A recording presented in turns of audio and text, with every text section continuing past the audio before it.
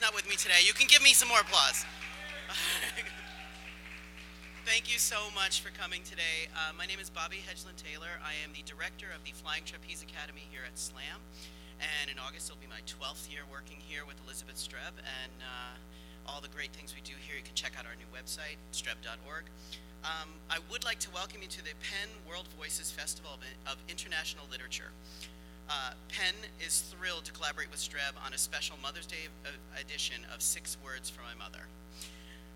At this time, we'd like to remind you that you can take photos, but you cannot take video, and you can tweet all you want.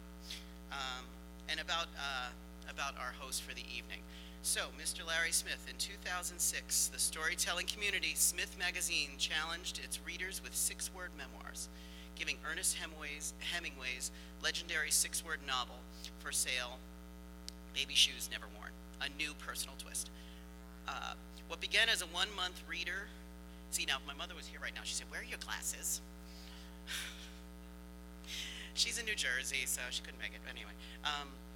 What began as a 1-month reader contest in a partnership, in partnership with a then little-known company called Twitter, has led to more than 1 million 6-word memoirs on sixwordmemoirs.com, a best-selling book series, board game, and way to spark self-expression everywhere, from classrooms to boardrooms, veterans groups, and speed dating sessions. And a series, you can give it up for speed dating, okay? Now I lost my spot. Where are my glasses? Anyway, with a series of live shows as the one you're about to see and enjoy now, Smith Magazine founder Larry Smith will lead you through today's terrific cast of storytellers who will start each with a 6-word memoir and then share the backstory. During the show end, we invite you to share your 6 words and any part of your life. Ladies and gentlemen, Mr. Larry Smith.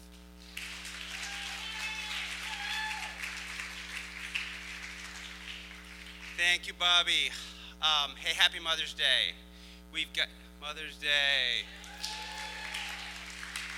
I see a lot of familiar faces, a lot of people I don't know. My mother is here in the house. My mother-in-law is here. Betsy in the house. The mother of my child is here. Piper, where are you? Piper in the house. All sorts of mothers. Happy Mother's Day. You have a lot of choices today on this day and any day, and we appreciate your being here. It is a sold-out show. The L train is not running, so some people are probably going to come late, and that's fine. Bobby mentioned that at the shows, and we'll do a 6-word slam where people can share 6 words about motherhood or really any part of your life. But in fact, we're going to try something a little bit different, which is in between the stories you'll hear, I'll just say, hey, who's got one? And we'll do a couple, yell one out, another one. We'll see how that goes, just to kind of keep things moving, to populate the 6-word memoirs from you throughout the show. It's one of the things that makes these shows different is that, in fact, you can be part of the show. But what you can't do, like the 7 storytellers today will do, is they will start with their 6 words on motherhood, moms and motherhood, and then they will tell the backstory in 6 to 10 minutes. And before that, I want to tell you a little about my backstory, how I came to be here at this unbelievably cool place, Streb Lab for Action Mechanics. I was here on Friday at an event my wife did, just the greatest. So who's these handsome fellows? That is my grandfather and myself on my grandfather's beloved Atlantic City boardwalk. And my grandfather was the original Smitty. He ran a small pharmacy in South Jersey, a town of Maple Shade, and he stood behind a podium all day on his feet, hearing people's stories, knowing their lives, their prescriptions, their problems, in a way that just doesn't happen at Duane Reade and CVS. And here in this photo, we were on the Atlantic City boardwalk, and he was like the mayor of his section of the boardwalk. You know, he knew everyone. And walking down the street with Smitty, it's kind of like now when I walk down Brooklyn with my baby or a friend's cute dog, like you can't get anywhere, you know, because everyone wants to talk to you. And that's what I would do as a kid in the summers. I would hang out with my grandfather and I'd hear these stories, and it really had an effect on me. And then one day I realized something that, you know, the kids these days call an epic fail. I realized I didn't actually know my own grandfather's own story. I knew the basics, that he came over from Russia in around 1906, but I didn't really know much more. And so I asked him, I said, Smitty, tell me your story start from the beginning. And he said something fascinating. My story, who would be interested in that? He loved telling stories, but he didn't think that for the record, as it were, his ordinary yet extraordinary life had a story worth telling and retelling. So I tricked him. I said, actually, this is true. I had this new video camera. I just want to test it, sort of learn how to use it, and just talk a little about coming to America while I play with this. And 2.5 hours later, my grandfather stopped talking. So the lesson that day was everyone has a story. You have to ask and you have to listen. This was an age before Instagram and Facebook and Twitter and even 6 words, and it just wasn't so obvious then. And outside of the hipster Williamsburg and many of the places, people still don't know they have a story worth telling. So I started asking stories, and then one day I started asking, on a website I started, Smith Mag, named after my grandfather, tagline, everyone has a story, what's yours? So I started asking stories, and it went pretty well, and then I started asking stories in just 6 words.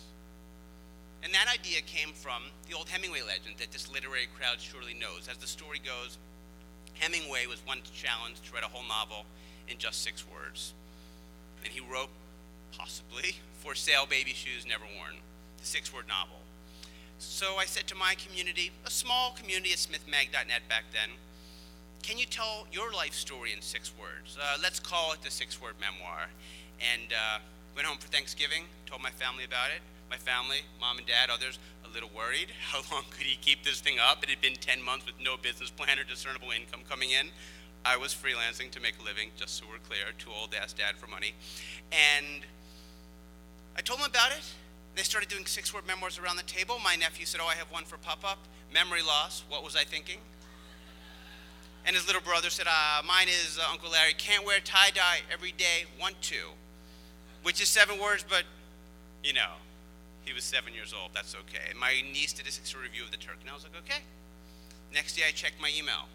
We had just put the challenge out to the community, and I had 10,000 6-word memoirs, because back then you just sent it to Larry at smithmag.net, we didn't know.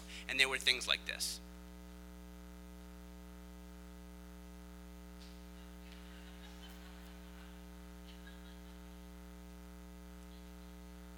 And so I chose those 3 for a reason.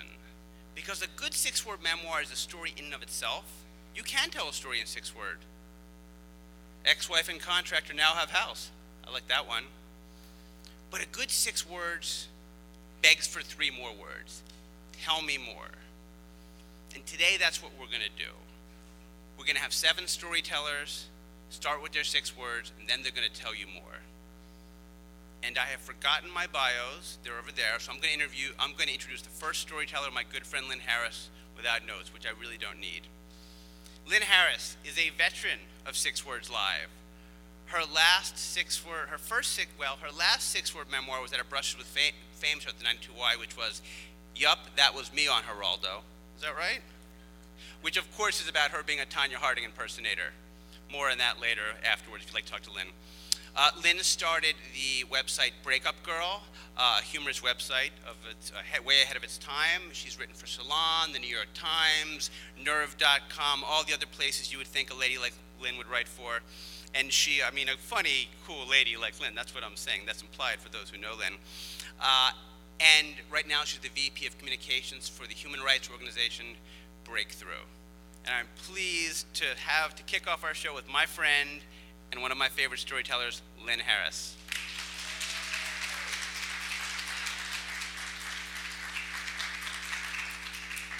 Hi, everybody. Thank you, Larry. Thank you, Streb. Thank you, Penn. Happy Mother's Day. Thank you, Mom. Okay. Still single? Maybe it's your hair.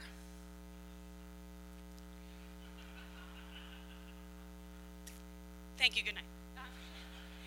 So when I was 32, I accepted an invitation from my parents to go on a trip with them to Spain. And I would rather have gone with my husband, but I didn't have one. So my dad and I decided to prepare for the trip by learning Basque, because we were going to the Basque country, and that seemed like a reasonable thing to do, especially because we're really good at languages. My dad, especially my dad, I get it from him. He's actually an emeritus professor of phonology and linguistics at MIT, which means that 7 people know who he is, and he is a heartbeat away from Noam Chomsky. So we're like, okay, we'll learn Basque. We order the only Basque textbook there was at the time. And just so you know, the thing about Basque is that it's actually unrelated to any other language. It is unrelated to any other language. So any other language you know will not help you learn Basque. So we get the book, we start practicing. He's in Boston, I'm here. And I'm on chapter 1 and I am stuck. I cannot do it. It is impossible. I can't get to page 3. I can't learn how to say, where's the train station? I get nowhere, and I'm feeling grumpy and competitive because I bet my dad's on chapter 7, and I email him and say, how's the Basque going? And the reply from the emeritus professor at MIT comes and says, fucking language from hell. This is a waste of my time. So we gave up on the Basque. We just decided, our joke at the time was, look, all we need to do is learn how to say, I support your cause, and we'd be fine. So I had a good time with my parents growing up, only child. We hatched plots like that. We had good camaraderie, just good stuff, good traveling together. And so it actually threw me for a loop when, trying and failing to learn Basque was no big deal. But the other way that my parents attempted to prepare for this trip to the Basque country was what really threw me for a loop. What you need to know is at the time I had pink hair. And it wasn't all pink, it was like kind of cool orangey red and then with some fuchsia streaks. And my parents hated it to a point that was weird. And because it wasn't like dye your hair pink to piss off your parents pink, it was like really beautiful. It was something I did as an adult. I was 32 years old, I had disposable income. It wasn't like I got drunk and did it at home and then pierced my own lip. It was like this really beautiful, expensive dye job from a fancy place in Soho. I really loved it, and they hated it. I did not know why. They tried everything to get me to change it. My dad sort of made his opinion known and then backed off. But my mom would not stop. She tried everything from just the direct order, I hate your hair, please change it, to emotional blackmail.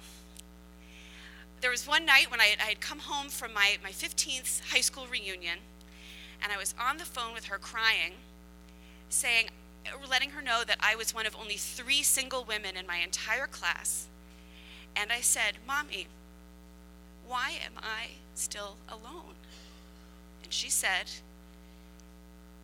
maybe it's your hair. Now, the other thing you need to know about my mom, which is also different from my dad, is that she is a champion worrier. Her worrying is epic, Olympic, encyclopedic. She is amazing. She knows how many feet you need to sit away from appliances that emit hazardous electromagnetic rays, and no one is more committed to washing fruit.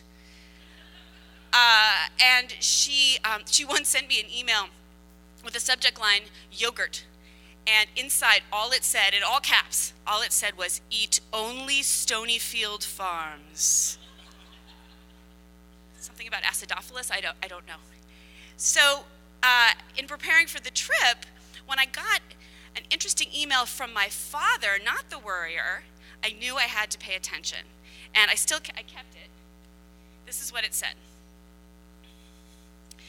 Given the increased volatility after the recent Basque elections, my colleague Carlos thinks that while life-threatening danger is remote, it would be prudent for us, or anybody, to be inconspicuous.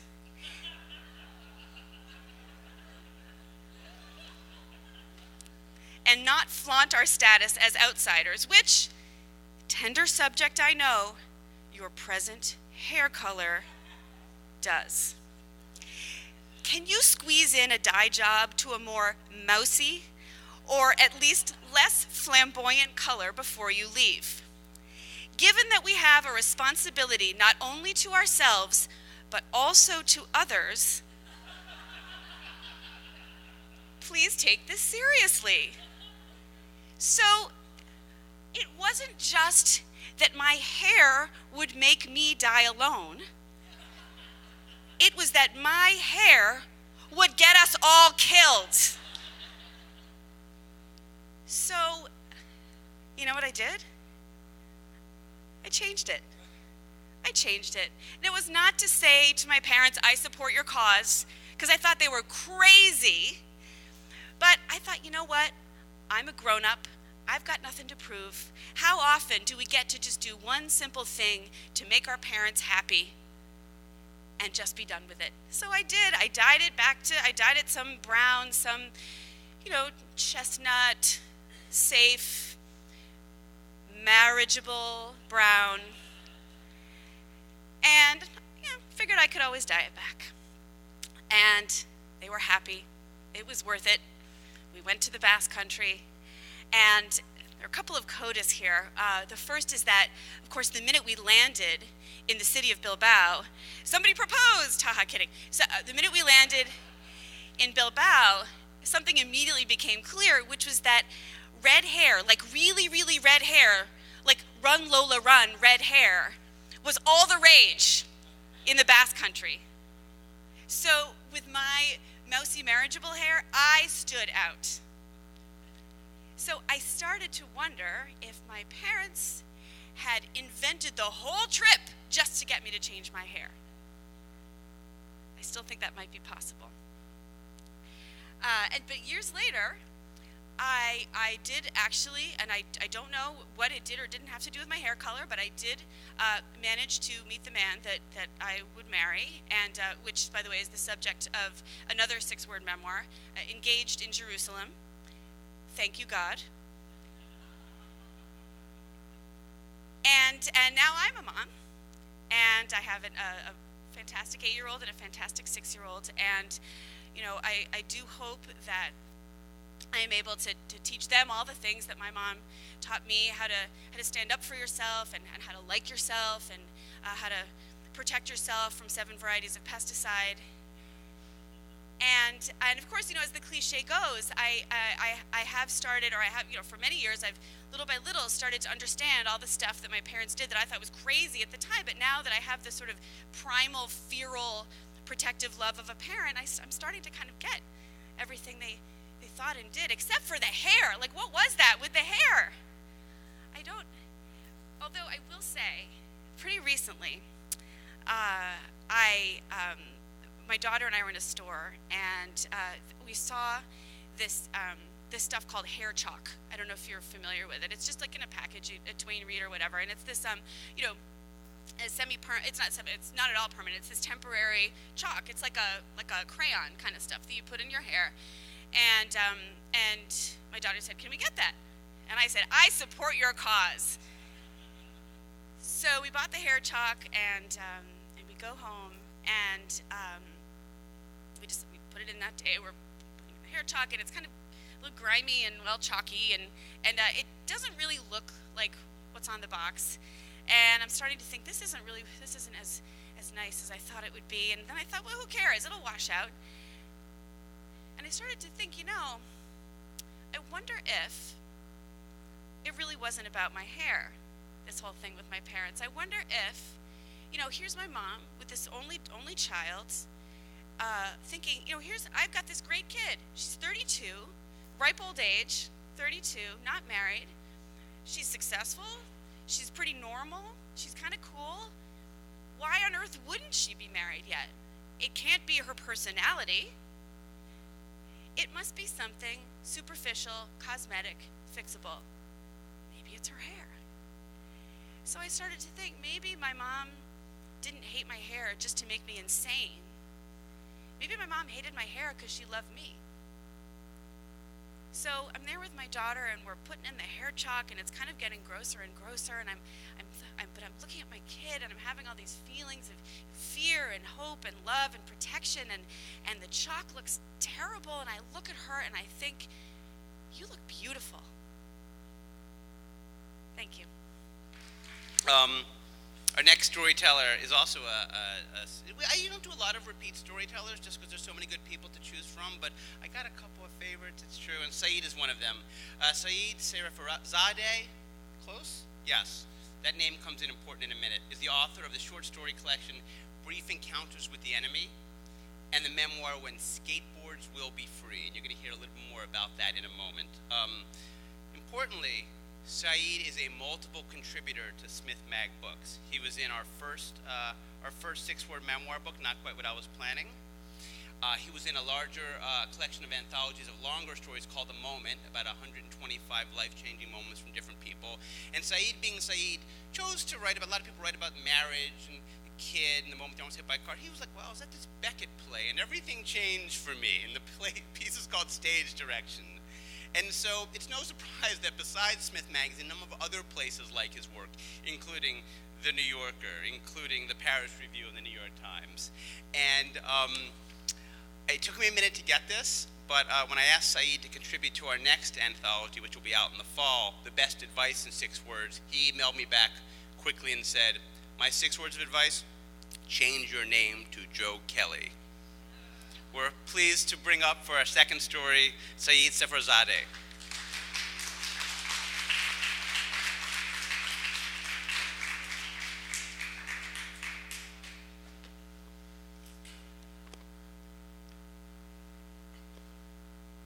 Hello, everybody. Larry was like 80% accurate with my last name, so just for the record, it's Serafirzadeh.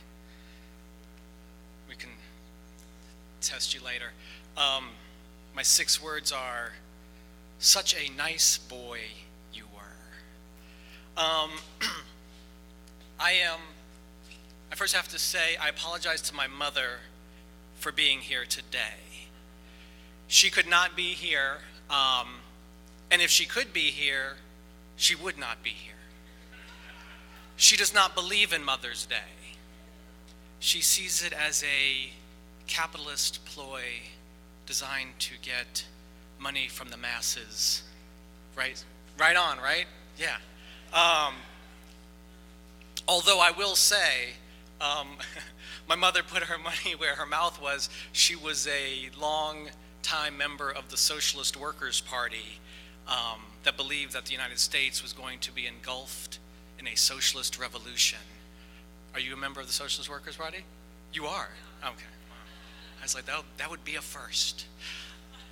Have any folks here ever been walking through any major city in the United States and you pass a folding table staffed by people who are not terribly well dressed, selling a newspaper called The Militant, and the masthead reads, published in the interests of working people?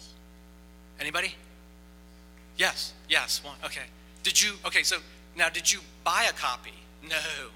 Did you buy a copy? Yeah, yes, okay. So then my follow-up question would be, did you buy a subscription? No. I've never found anybody who's, as of yet, has bought a subscription. So we have, 80 people here today, and 2 people have one person bought a copy of The Militant. So welcome to my childhood. And we believed, of course, that we knew what was right and that you, the masses, were living in darkness. But when I was first asked to tell a story today, I thought, I'm not sure if I'm the right guy to be telling a story about my mom. I have some cautionary tales. I don't necessarily have uplifting stories. Everything that I tried to run by my wife, she said, that sounds like a bummer. My mother was not the funnest person to live with. She was, in addition to thinking there was going to be a revolution, she was often sad, angry, kind of bitter. She wanted to be a writer and said she worked as a secretary.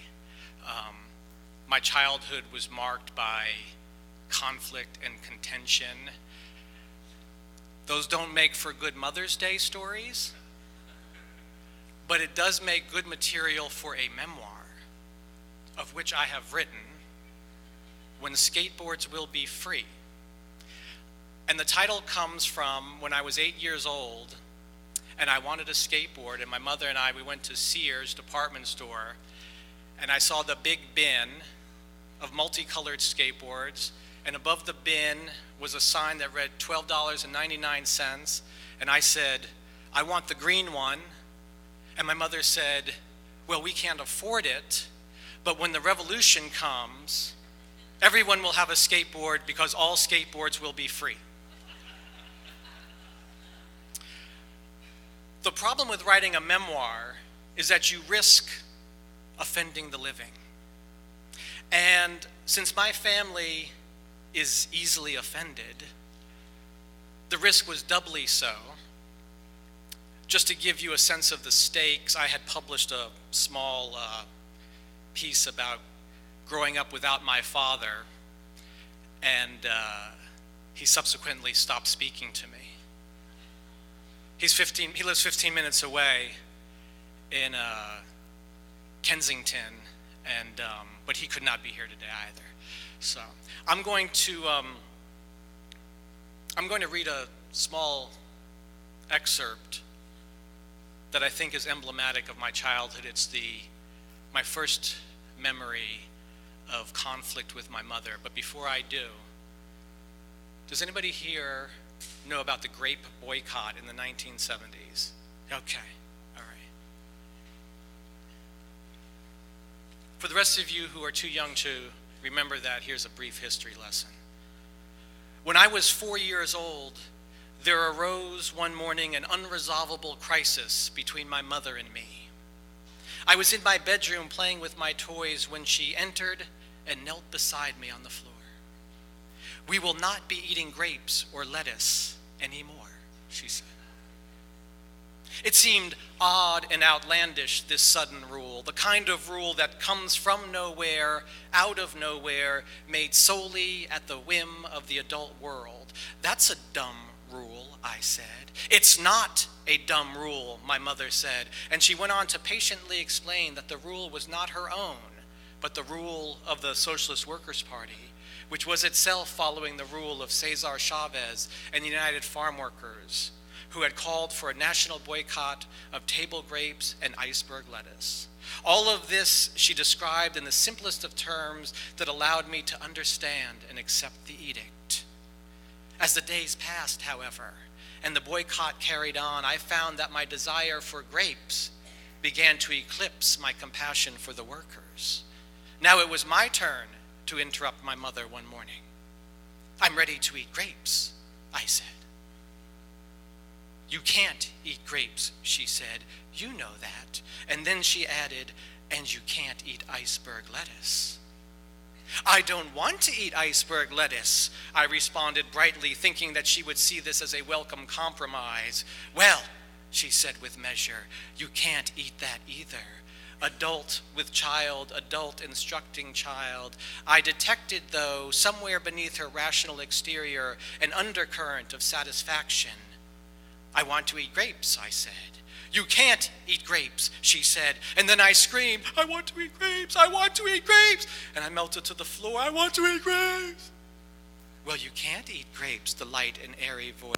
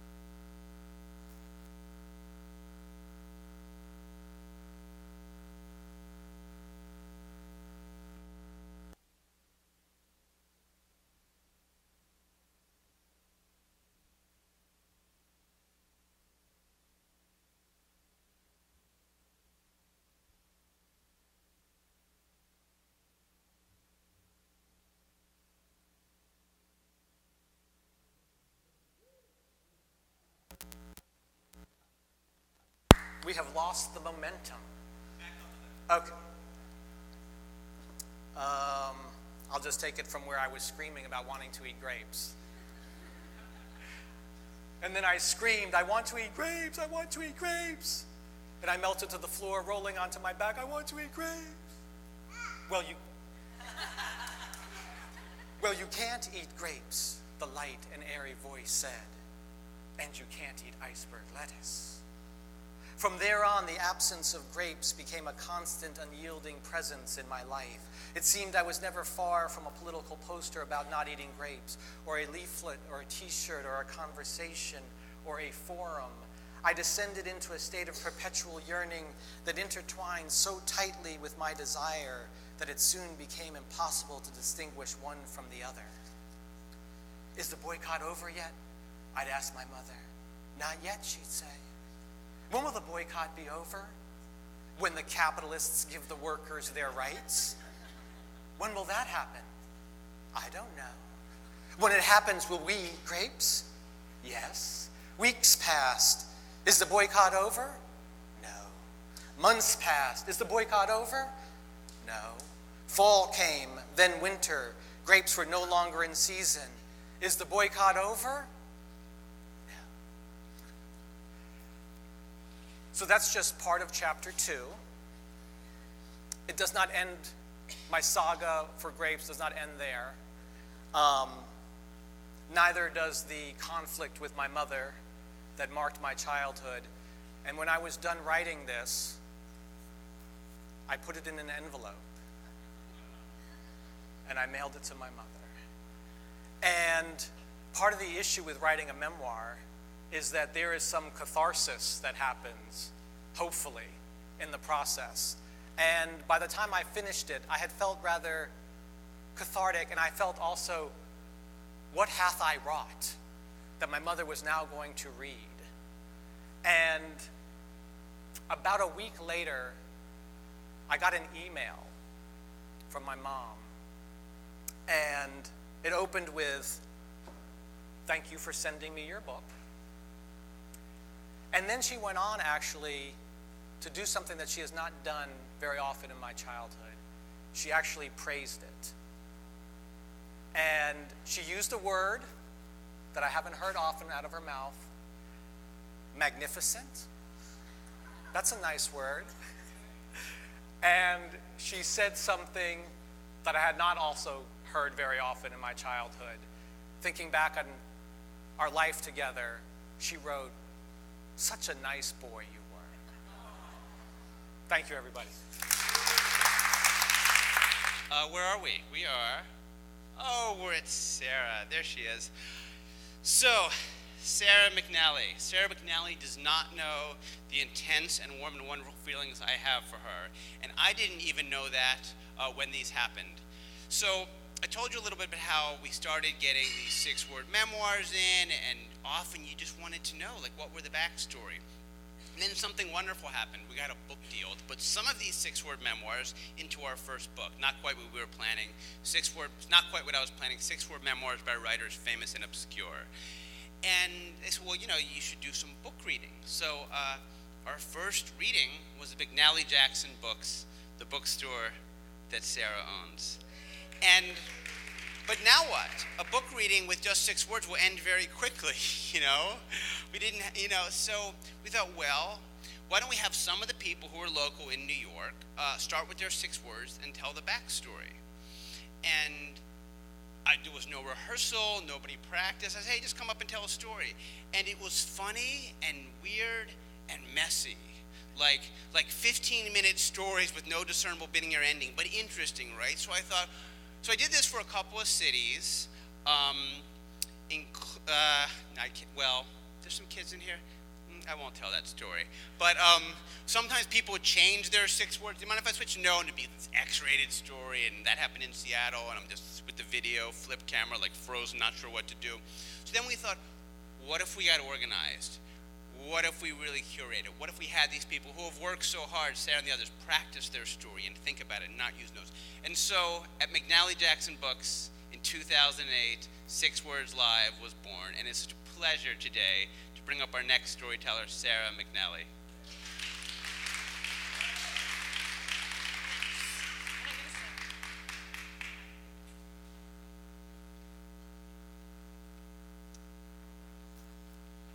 Hi.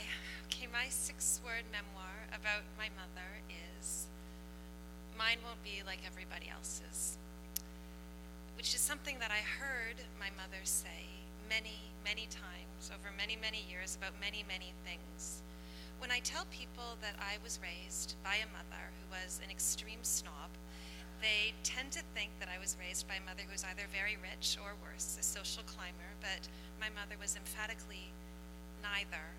She was somebody who had sort of an insistence, even a mania for originality. She had an aversion to anything that could resemble normality. And she didn't ally herself with the upper crust. She didn't ally herself with the bourgeoisie. She didn't ally herself with bohemians. If she was on some subject momentarily of the same opinion or taste, it was an accident. It was like she jumped off of the tacky cruise ship of mainstream culture and just landed on a raft with some people briefly. And being raised in her house was a little like living as fallen gentry. You know, we didn't have a lot of money for fine things, but we glutted ourselves on disdain of the mainstream. She sometimes, because of my mother's mania to be not normal, not typical, would invent extraordinarily lovely things. For example, at a certain point, she turned against bedding. I mean, anything that you or I would recognize as bedding in the Western world was banished from her house. And to go into a bed in my mother's house is kind of amazing. You're going to be materials that you never expected to sleep with. And every duvet cover in the house was banished. There was nothing left. And every bed in my mother's house is covered with uncovered duvets, piles of uncovered duvets. And when you sleep, you know, one duvet will slip off and there'll be another duvet to grab on top of you. And it's amazing. I mean, it's like sleeping like a fairy in thistledown. And at other times, her resistance to the normal is gratuitous, possibly even ridiculous. I remember one Christmas, she came in with a turkey that she had covered with a bright pink Malaysian spice. And I said, "Mom, why is our Christmas turkey fuchsia?" And she said, "I don't want my turkey to be like everyone else's." And I think that my mother's, you know, personality, I'm most indebted to her professionally, because as a bookseller, my job is to choose amazing books to bring into my bookstore, but perhaps even more important job is to keep all the shitty books out. And for every book that I let in, I am standing at the gate, you know, pitchfork in hand, keeping out hundreds more. And most people would, for example, I see probably every year 150 to 200 diet books, you know, eat this and you'll be happier, your sex drive will go up, you know, you'll lose weight, etc. Most people would look at these books and see uniformly craven, rapacious garbage. But since I have been trained, since I was a babe in arms, to recognize the unoriginal, the derivative, the tacky, no matter what category I confront, I can see when something actually has the spark of creativity, the spark of authenticity, the spark of life, even in a belly fat book. So, my mother. Yeah, I see now as an adult, I see it quite clearly that my mother's snobbery is simply an attempt to outrun her childhood, which was miserable. I mean, that's another story, but her childhood sucked. And I think at some point she conflated, you know, the emotional with the cultural. She came from a very, very small town in Canada that no one here, I'm sure, has ever heard of. And, I mean, no Canadian has even ever heard of it. And her parents were people whose, you know, aspirations and tastes were not demonstrably different from their neighbors. And she left that home quite young. She skipped grades. She left when she was 16 and went to university. And I don't know if she was already a snob at 16 when she left her parents' house.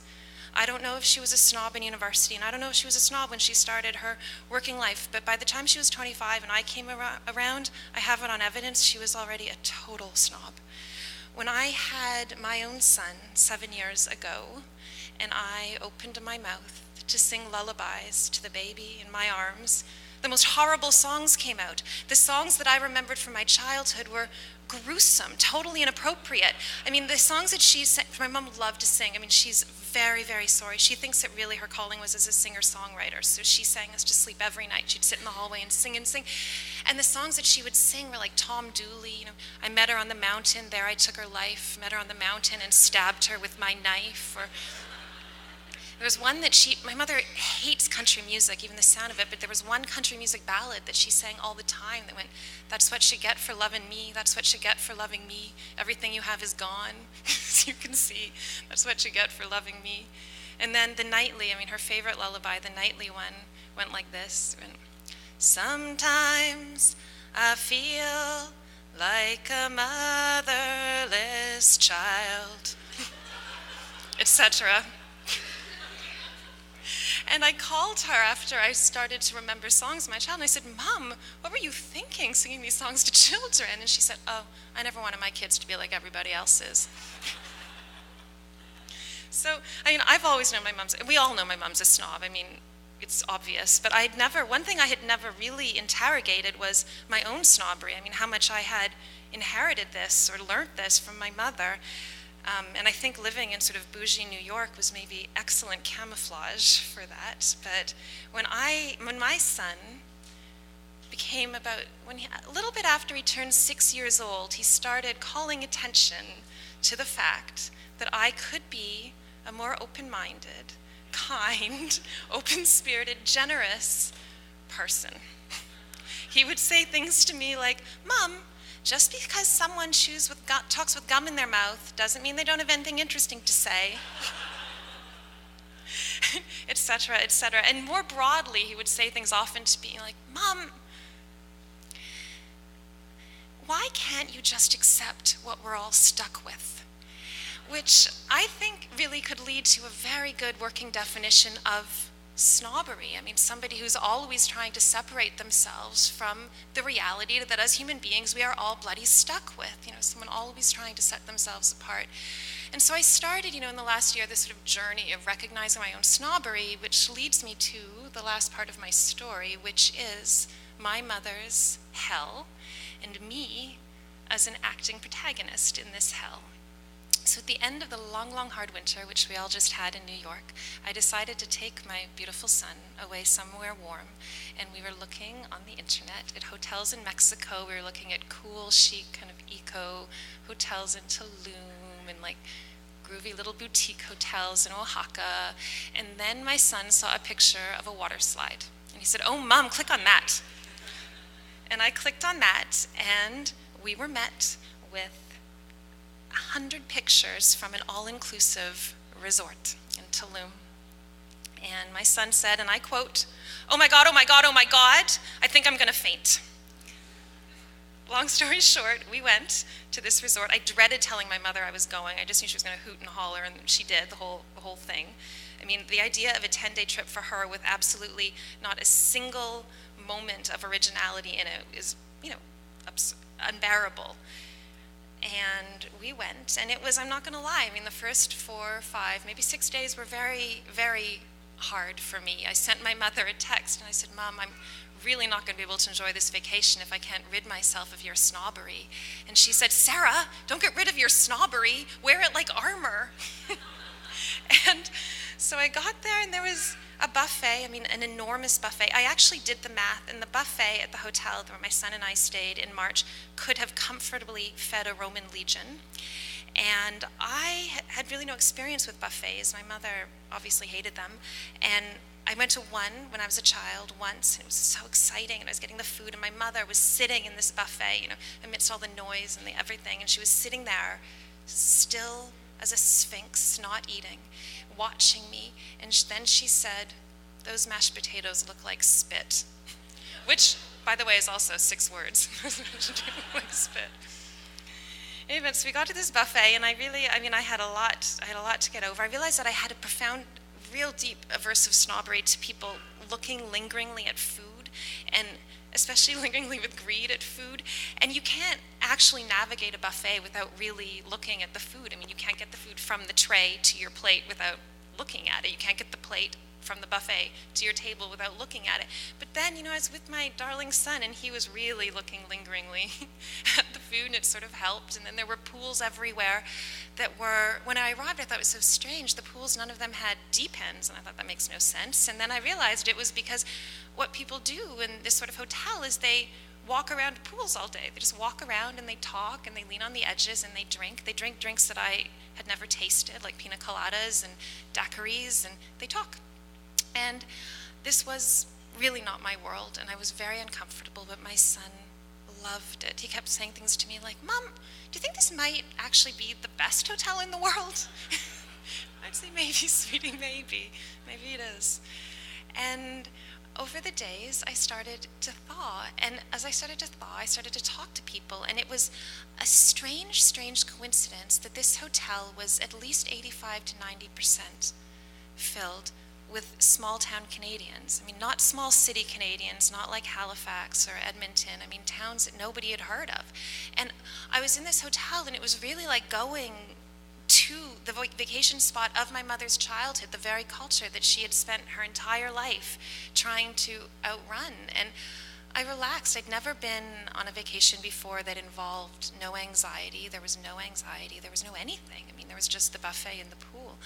And I started talking to people, and I had amazing conversations in which I didn't for one moment try to be interesting, which I had never before done, but every time I went and started to try to be interesting, I felt like a pretentious poser, and it was amazing. I mean, I would just sit with these, my new fleeting friends, and we'd really interrogate the quotidian together, like, do you put mustard in your egg salad? What do you really think about flip-flops? It was fabulous. And I really thought when I was there about my son, when my son was born, his godfather sent me a picture from India, which was a sculpture. And at the base of the sculpture was a placard that read, "The child gives birth to the mother," which I think is profoundly true in many ways. And one of the ways in which is true is that having a child gives birth to a mother's heart, which is enormous. I mean, I feel like I could fit my stingy pre-mother heart in like the bathroom linen closet of my new mother heart. And that was something he gave birth to in me. And on this trip, my son really opened my eyes, and I was really feeling more broad-minded, like I'd grown as a person. And I really was feeling very indebted to him for that. And then this is the funny part and the end of my story. I turned to my son with my heart open, large, and glowing, and I said, "Son, there's a boy about your age. Would you like to go play with him?" And my son said, "Oh, Mom, I don't want to play with him. I can tell he watches too much TV." And I said, "How can you tell?" And he said, "He's holding two rockets and banging them against each other and saying bang, bang, bang again and again." And I looked at the boy, and I looked at my son, my mother's grandson, and I realized he was right. Thank you. After the next storyteller, we'll do a few more six-word memoirs from you guys, but I want to move right to Lacey Schwartz. Lacey Schwartz, who I have known for a long time. I have known her, I think possibly even before she started her production company, a nonprofit production company called Truth Aid, with focuses on stories about social barriers to well-being. I knew her before her new documentary, Little White Lie, came out, because I saw her at a conference we were at. I saw a working trailer about Little White Lie. And it was, I'm not going to really tell you much about that, because that feeds into her story. But I thought, wow, this is really cool. And then it was just released. It was on PBS a couple of weeks ago, and it wasn't in my new market in Ohio. And I've been telling everyone how good the doc is, but I hadn't actually seen it. And so 3 nights ago, I got it on iTunes, as I hope you do, and I have to tell you, it's a truly beautiful and devastating story, and it's her most personal story. And I'm just going to read you something that Felicia Lee in the New York Times wrote about Little White Lie. "Lacey's tale has liberated her," Felicia said, "and she hopes it will free others. Can you take your full self through that door, or do you feel you have to leave a piece of yourself behind?" To give us a little more piece of herself, we welcome Lacey Schwartz.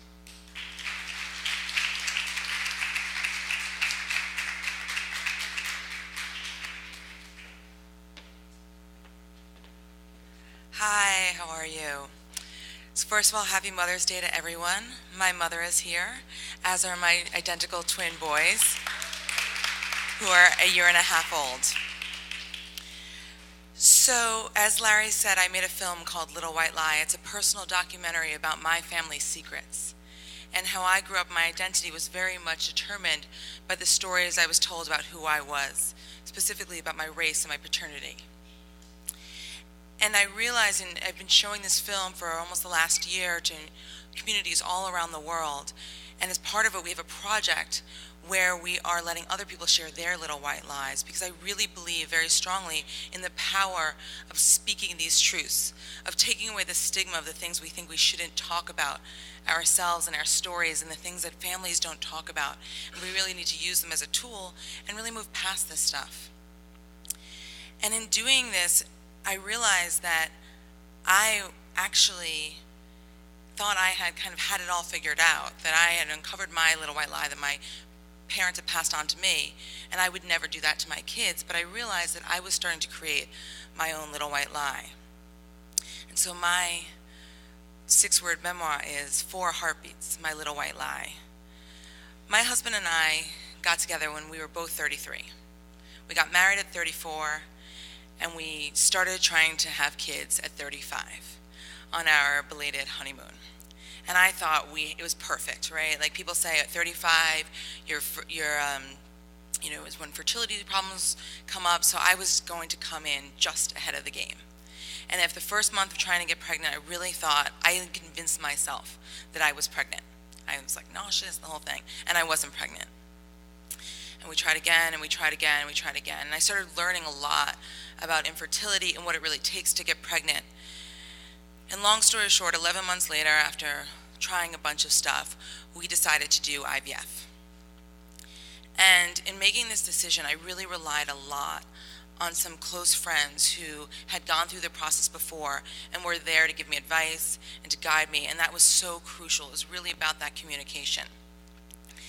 And so, the day comes when it's time to take the pregnancy test, and we were really nervous, and, we're very, very, felt very, very happy when the results came back positive. And the doctors pretty quickly said the nurses said to me pretty quickly, there's a chance you're going to be pregnant with twins because your hormone levels are quite high. And we were ready for that. We had implanted 2 embryos, and, again, we had taken almost a year to get pregnant, and we thought, we're already 36 at this point. Twins wouldn't be the worst thing in the world. And so, again, cautious optimism, we keep on going through the process, and the day comes when we go in to see the heartbeats for the first time. I don't remember exactly when that is, 3 weeks in or something into the process.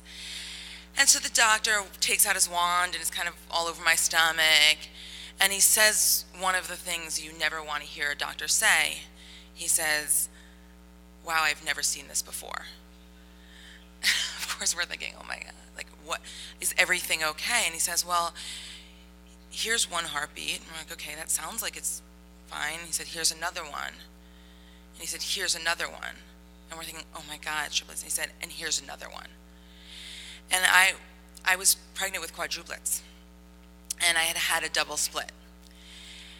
And this big fertility doctor in Manhattan, which has to have, the more fertility than cases in any other place probably in the world, had never seen this happen before.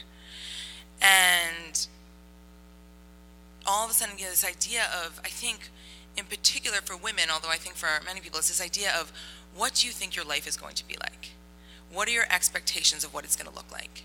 And for me, I always expected to have a child. And I had this vision of myself, like being this urban mom on the subway with a carrier, like carrying this kid, super like hip mom. And all of a sudden, there was this new vision of 4 babies. And I didn't know what to do with that vision at all. I had no idea what that looked like.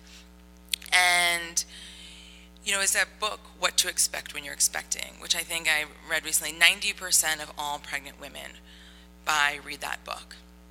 And in my opinion, the only thing you can expect when you're expecting is the unexpected from all of my friends and all the people I've talked to. And So we were placed in this situation where we were pregnant with 4 kids, and we're starting to really seriously consider what would that look like.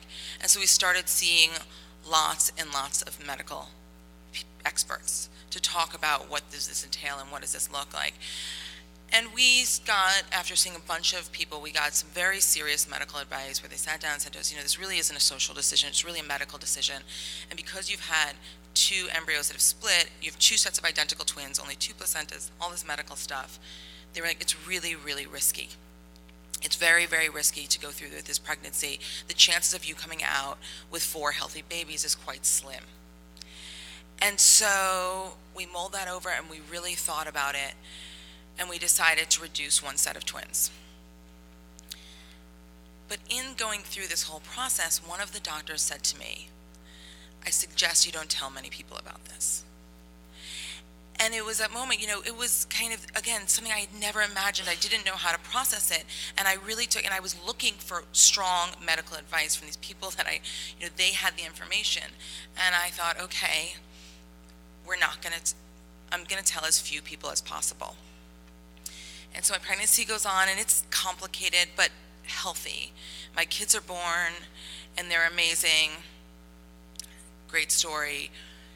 But then as I go on, and now we have these twins. And as some of you may have twins or have twins in your family, people ask about twins. Like, everybody asks about twins. Oh, do you have twins in your family? Did you do fertility? And for me, the chain of questions felt like it would lead, if I talked about fertility, it would lead to having to talk about the reduction and these quadruplets, and I wasn't going to talk about that because I'd been told not to, and I'd taken that advice to heart. And so I would say, somebody said, did you do fertility? I said, well, I wouldn't necessarily say no, but I'd say, well, identical twins are a spontaneous reaction, like the egg splits, it can happen to anyone, it's not hereditary, which is all true, but I wouldn't own up to doing fertility. And after having all this advice from all these women, really believing that we should destigmatize this stuff and we should talk openly about our stories, I wasn't sharing this thing. It was starting to become my little white lie. And recently, I just moved to a new town, and I was talking to a woman, and she said to me, did you do fertility? Did you do fertility? And I said, oh, no, it's a spontaneous reaction. And she said, oh, because I'm about to go through fertility. And I really, I was wondering if you had done it, and could share your experience. And I realized in that moment that I wasn't ashamed of having done fertility. I wasn't ashamed of the reduction, but I was ashamed in that moment I wasn't there to help this woman, to kind of demystify all these things that we think we should expect and really create a new narrative. And so I told her, and I told the story, and I decided to tell the story here today because I really feel strongly that this is my story about having children. But more than that even, was I trying to protect my children by not telling them? Because really, this is the story of them being born. And the decisions we made were decisions we made because, I'm gonna cry, because we wanted them, and because we loved them, and because we wanted them to be healthy. And so I want to be proud to tell them that story. So thank you.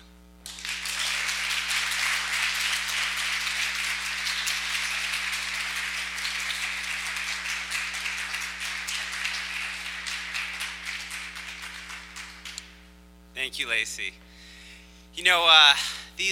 We make no secret at how hard people work to tell these stories. They're not riffing. They're not doing this on the fly. And to get a busy working mom with twins, it was just I really love working with stories with people. And Lacey's in the Home Depot, and I only have one kid, but I'm on this street and we're practicing, and I can hear her kids in the background and my kids jumping on my back. And I just want to say to really all the storytellers and Lacey, who I was just thinking about our last practice, where in fact we're in the Home Depot and I was walking down Park Slope.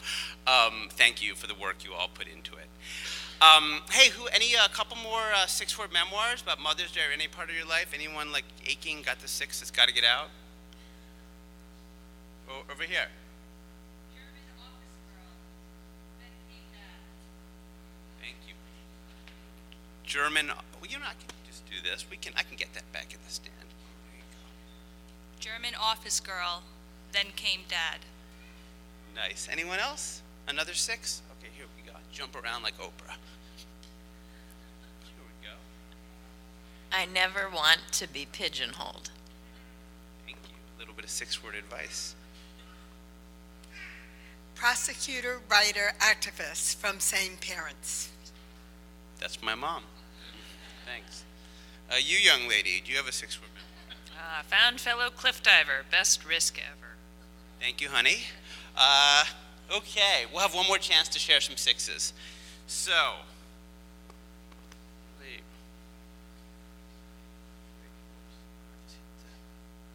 that's like butt PowerPoint, you know? It's no butt dial, but it's PowerPoint. So, next storyteller is like all of them, but really this one is something very, very personal and special to me. Gali Netter is, before I knew Gali, I'm pretty sure I saw her running around Park Slope, literally running. She is an endurance runner and she teaches fitness and health. She does fitness and health coaching. I think back in her homeland of Israel, she taught children art therapy. But I met Gali last fall when I taught a class called How to Tell a Story Live at the 92Y, and she was one of my 10 students. And I said to all of them, and I meant it, that if we're doing our job, by the end of this class, you can all be on a stage, whether it's the 92Y or somewhere else. And it is with much joy that I bring my former student to the stage today, Gali Netter. So who is the freak here? I hate flying. Many of us say we hate flying, but I really do. The second the plane has closed his doors and ready to take off, I'm not comfortable. My fears got worse since I got kids. I have 3, 2 boys and a girl. And I'm a very protective and sometimes kind of nervous mom. I have special ceremonies before flights because in my case, I really think that I'm going to die. I called people that I haven't spoken to 20 years. After all, it could be our last call. Many of us learn about wearing clean underwear from our moms, but I take this advice very seriously. And I'm wearing for the flight nice clean underwear, well, just in case someone will find my body. At least he will say, well, she has a nice clean underwear. So I really hate flights, and you will find that for sure if you are on an airplane with me. It's funny, for example, parents are putting so much effort so their kids will go to sleep on an airplane seat, and me, with 3 kids, finally they're all asleep, and I'm looking to find someone and wake him up. Anybody is awake on this 12 hours flight from New York to Tel Aviv? I always invite myself to chit-chat if I see someone awake or if he just made a noise like sneezing. And I don't care about the time, 2 a.m., 3 a.m. I have so much to lose on one flight. My kids are everything for me. So I should stay awake and watch that everything is going well with the flight. I'm trying hard to look calm so not to scare my kids. I don't want them to be afraid because of my fears. And the 3 of them, the boys, they are 12 and 9, and the 4-year-old girl, they all love to fly, listening to music, watching movies, snacks, drinks. It's adventure for them, nightmare for me. So I approach all flights I take with them with fear and misery, and always with sneakers so I can grab them and run super fast to the exit if there's a fire. But one flight was the worst. I was 7 months pregnant with my second son. Long, boring summer. My husband was traveling a lot for his business, and my mom invited me for a weekend in Amsterdam. Well, why not? Sounds fun. I just needed a note from my private doctor that I can fly because no insurance company wanted to cover my ass, and at that time, it was a big one. So I got a note from my doctor to fly, and here we are, Israel International Airport, mid-August. My mom, my 3-year-old son, and me, a big whale. So we got a row for ourselves, and I took the aisle seat. In that way, I can take a walk, go to the restroom without moving anybody. So the plane took off, the passengers settled down, and I started to observe everyone, because this is what I do when I'm on a plane. It took me 10 seconds to stop and to be focused on a 30-year-old guy sitting diagonal from me, 2 seats in front of me. So if I'm here, so he's there. He had hair till his shoulders, looks like he needed to shave, sloppy but not like hipster Brooklyn style. This guy didn't stop, open and close his backpack. Open, looking for something, then close it, non-stop. This is weird. I got stressed, so I told my mom, Mom, look at him. Doesn't he look weird? So my mom gave me a look of, Gali, don't start. Then again, Mom, why is not stopping with those zipper? What's wrong with him? I'm not comfortable. What the fuck is going on with him? And I asked another passenger sitting in front of me, look at him. What's going on with him? Why is he so stressed? And the guy gave me the same look of my mom, the look that said, Lady, what's your problem? So you know, I'm 7 months pregnant. I will not let this terrorist to take me, my son, and my baby down with him today. So I pressed the button to call one of the aircrew, and one of the cabin attendants came, and I told her, look, I'm not comfortable with this flight. It doesn't look good. This guy is like moving all the time, walking, sitting. Look at him.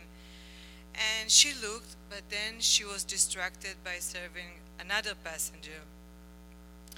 And I had enough. I couldn't do anything besides watching him. And he was like walking, sitting, non-stop.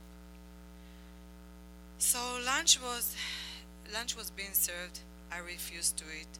I mean, who has appetite if we're all going to be explode any second?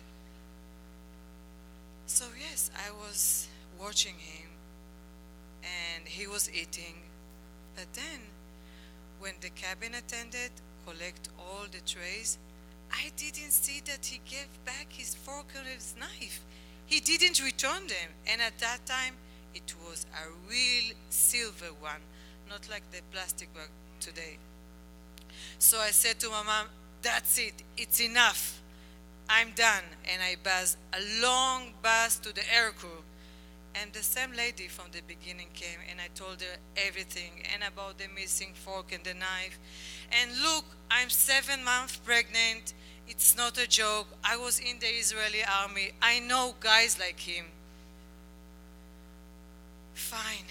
So this time, she walked to him and asked him to walk with her to the kitchen for some question. Finally, I could breathe for a few minutes, thank God. So she came back and talked quietly. Lady, please calm down, leave him alone. He is in nicotine withdrawal. He stopped smoking last week. It's not easy for him. Nicotine withdrawal? Oh well. I felt happy. I felt relief. I didn't even apologize. I didn't even say, oh, congrats for quitting. I was so happy that we are going to be land safely in about 1 hour. I think when you fear for something, but really fear the kind that threatened your life, your kids, your loved ones, you don't really care to look like a freak or act like a freak in order to protect them. And I think I was the freak after all on that flight. And I suppose that I always will be. Thank you.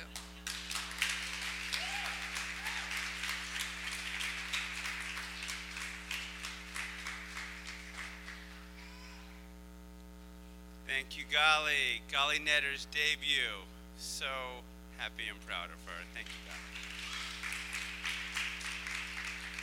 So, our next storyteller is a man who is very comfortable on the stage, or at least he's been on a lot of stages. Dan Zanes is also a guy who my wife has kind of been following around for years, so I got to watch when they don't leave together.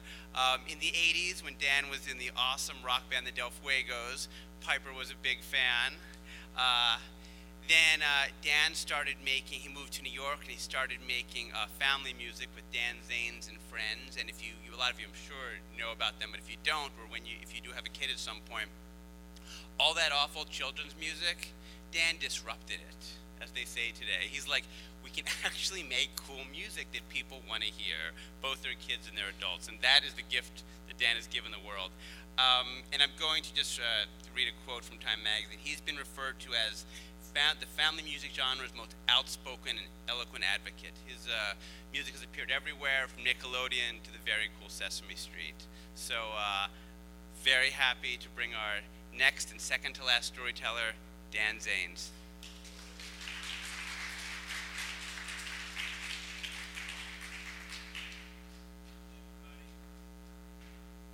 It's nice to be here. Thank you, Larry. Thank you to all the other storytellers. It was really great to hear you. And it's thank you, Penn. Thank you, Streb. Happy Mother's Day. It's a real treat to be here, and I'm so nervous. I'm really nervous. I don't have an instrument. I'm not hiding behind anything, and I'm going to tell you a story about my mother. It's called So You're a Real New Yorker Now. And this is a story about talking to my mother about systemic racism. Not personal prejudice, not bigotry, but systemic racism, as I discovered it.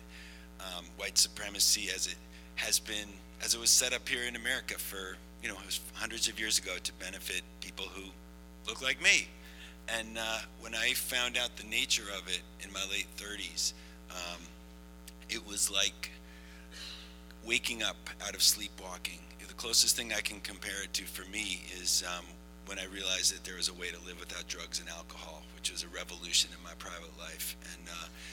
And I would say it's like having two lives in one lifetime. So when I discovered this for the first time in my life in my late 30s, everything made sense. I could look around and I could see why things were happening the way they were. And I wanted to tell my mother. I wanted to tell all of you. I wanted to tell all white folks about it. But it was very important to me that I talked to my mother about it. I wanted my mother to understand that something had happened to me that I felt was fundamental. And it was a tremendous shift in my entire worldview, and I wanted her to understand. And I talked to her about it the way I talked to other white folks at that time, which was telling her what she should see, what she should think, what she should read, that she didn't get it. I got it, but she didn't get it. And telling her how she should react to it all, and where she had been wrong in her view of the world. And that didn't work for her, and it didn't work for anybody else. And so just to build up to that, the background is I grew up in New Hampshire. We bounced around a little bit and landed in New Hampshire when I was 6 years old.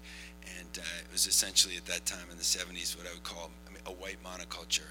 And which was all right. It was a good place to grow up in so many ways. And I went down to I was able to go away to a fancy prep school, and I graduated from there, never read a book by a black writer, moved to Boston to play in a rock and roll band, and I had no context for anything like multiracial living or multicultural living. I had no context to be, and I lived in the south end of Boston, which was pushing back the black community of Roxbury. So I was part of gentrification in the early 80s. I had no idea what it was. I didn't know what was happening. And Boston is a segregated town to begin with, and there was a lot of racial tension in the air.